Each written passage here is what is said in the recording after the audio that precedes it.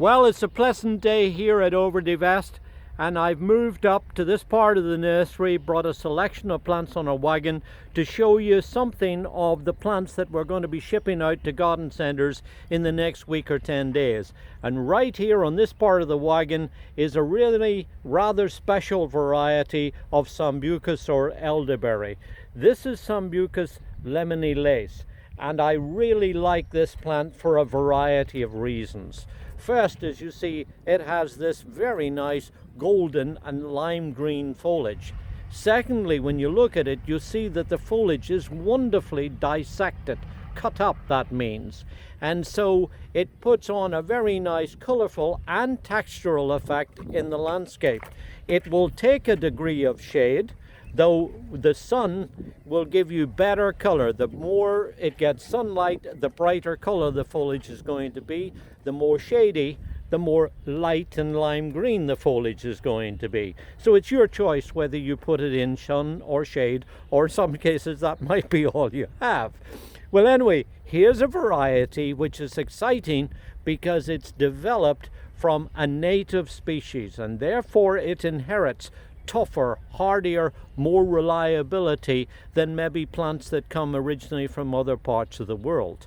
And that's neat because this selection was hybridized by Tim Wood at Spring Meadow Nursery, and as you see, introduced by proven winners. Now, what Tim cleverly done was to use a variety of our native red elderberry that has golden leaves, and then he crossed it with one that's green but has these wonderful dissected leaves. Therefore, what he got was a hybrid that inherits the best of both of those varieties. Put it all together into a package that gets to about 5 foot high by about 5 foot wide, that grows easily here in our climate in the northeast and mid-Atlantic states, and appropriately, since I have it here on a rather windy day, you'll see these delicate looking leaves are really quite tough, and they stand up very well compared to, say, other things that have cut leaves like Japanese maples that really dislike being out and get damaged if they're in the breeze.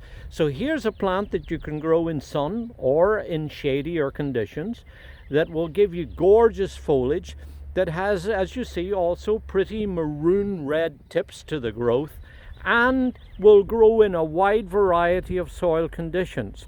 Now, the native red elderberry likes to grow in just ordinary loamy soil, but sometimes soils that are on the moist side. It will do in damper conditions too. So my advice, if you want to get one of these, is to make sure when you plant it that you dig a good big hole and put in plenty of organic matter, and then mulch the ground afterwards. That'll help to retain moisture. It'll also make sure that you get plenty of young lush growth, which of course will give you even more color. So for me, an exceptionally fine variety that was really come about because of some inspired hybridizing. This is Sambucus Lemony Lace.